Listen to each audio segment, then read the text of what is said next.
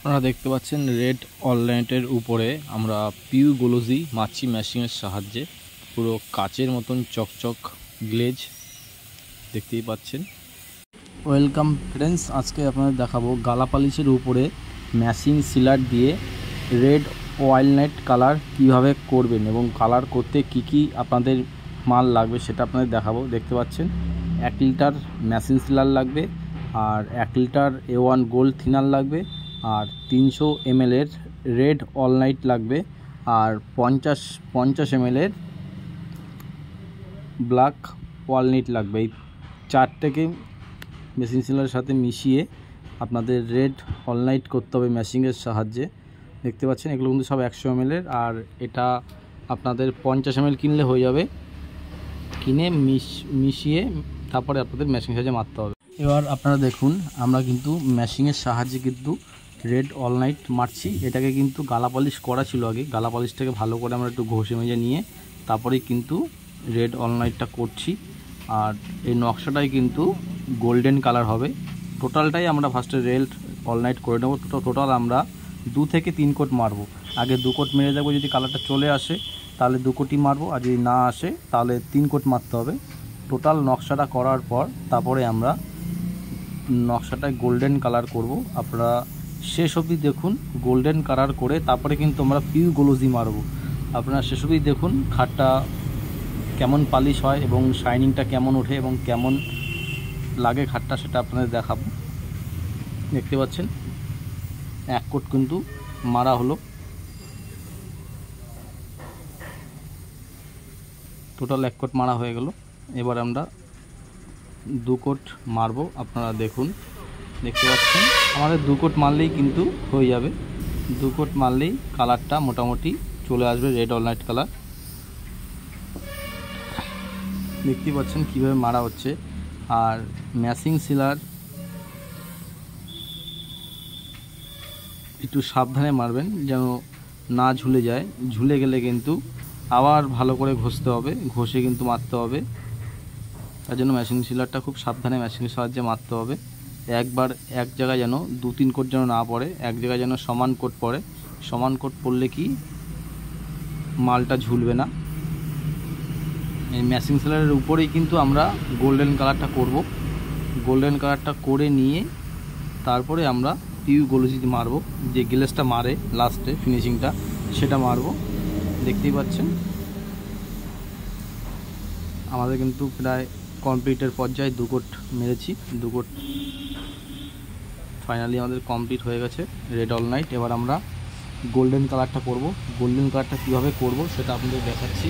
আপনারা দেখুন কি কোম্পানির গোল্ডেন কালার সেটা আমরা করি, সেটা আপনাদের দেখাবো।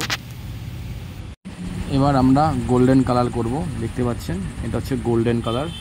আর গোল্ডেন কালার কিন্তু সবসময়ের জন্য গানের মধ্যে একটু থিনার দিয়ে নেবেন, গোল্ডেনের সঙ্গে থিনার দিয়ে নেবেন, নাহলে কিন্তু জাম হয়ে যাবে গান। পাতলা করে মারতে হবে গোল্ডেনটা। এবার দেখুন আমরা কিভাবে গোল্ডেন কালার করছি। দেখতে পাচ্ছেন পুরো পেন্সিল গান দিয়ে কিন্তু গোল্ডেন কালারটা করা হচ্ছে। যেহেতু আমি আপনাদের বলেছিলাম যে গোল্ডেনটা একটু থিনার দিয়ে একটু পাতলা করে নিয়ে মারতে, তাহলে কি যে গানের যেই গান থেকে যেই পেন্সিল গানের ভিতরে যে গোল্ডেন কালারটা বেরোয় তাহলে যে মুখটা জাম হবে না। আর যদি আপনারা যদি ডাইরেক্ট মোটা করে মারেন তাহলে কিন্তু মুখটা বারেবার জাম হয়ে যাবে, তাহলে কিন্তু একটু অসুবিধা হবে। তার জন্য আপনারা একটু হালকা পাতলা করে মারেন। আমরা কিন্তু পাতলা করেই মারি গোল্ডেন কালারটা, মারলে কি পেন্সিল গানটা জাম হয় না। দেখতে পাচ্ছেন টোটাল নকশাটাই কিন্তু গোল্ডেন হবে। দেখতে পাচ্ছেন এটাই আমাদের কমপ্লিট হয়ে গেছে গোল্ডেন কালার। এভাবেই কিন্তু গোল্ডেন কালার করার পর কিন্তু আমরা পিউ গোলজিটা মারবো। আপনারা দেখতে থাকুন। গোল্ডেন কালার করার পর আমরা এখন পিউ গোলজি মারবো। আর পিউ গোলজি আমরা কীভাবে পাইল করি সেটা আপনারা দেখাচ্ছি। দেখতে পাচ্ছেন দেখুন 4 লিটারের পিউ গোলজি আমি কিন্তু 800 ml ঢেলে নিয়েছি। যেহেতু 1 লিটারের মারালে কিন্তু পুরো 1 লিটার থাকে না পিউ গোলজি, সেখানে 800 ml থাকে। 800 ml মধ্যে আমি কিন্তু দেখতে পাচ্ছেন হার্ডনার ঢেলে নিয়েছি। এটা হচ্ছে 200 ml এর হার্ডনার। আর পিউ থিনার ঢেলে নিচ্ছি হার্ডনারের বোতলে 200 ml। 800 ml PU, 200 ml hardener আর 200 ml পিউ থিনার ঢেলে ভালো করে আমরা মিক্সচার করে নেব। মিক্সচার করার পর তারপরেই কিন্তু আমরা পিউ যেই গোলজিটা লাস্ট ফিনিশিং হয় সে লাস্ট ফিনিশিংটা দেওয়া হবে। আর মিক্সচারটা যত আপনি ভালো করে ঘাটাবেন ততই কিন্তু শাইনিংয়ের ভাবটা সুন্দর হবে এবং টিকসইটা বেশি দিন যাবে। এবার আমরা পিউগুলোজি মারবো, আপনারা দেখতে থাকুন। এবার আমরা দেখতে পাচ্ছেন আমরা কিন্তু এখন পিউগুলোজি মারছি। যেই লাস্টে যে শাইনিংটা হয় কাচের মতন, সেই কাচের মতন শাইনিংটা দেবো।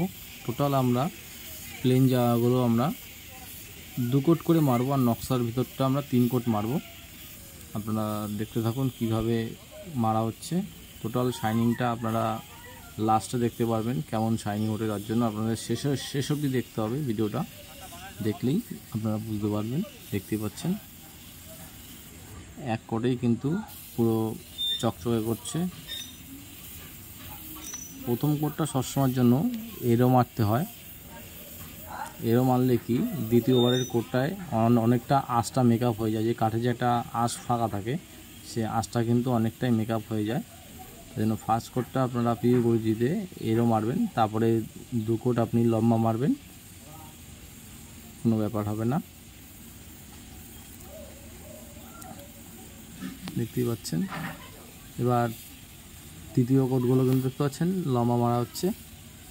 আর পিউ যেন মারার সময় যেন না ঝুলে যায়, ঝুললে কিন্তু আবার আপনাদের ঘষে মারতে হবে, মানে ডবল খাটনি।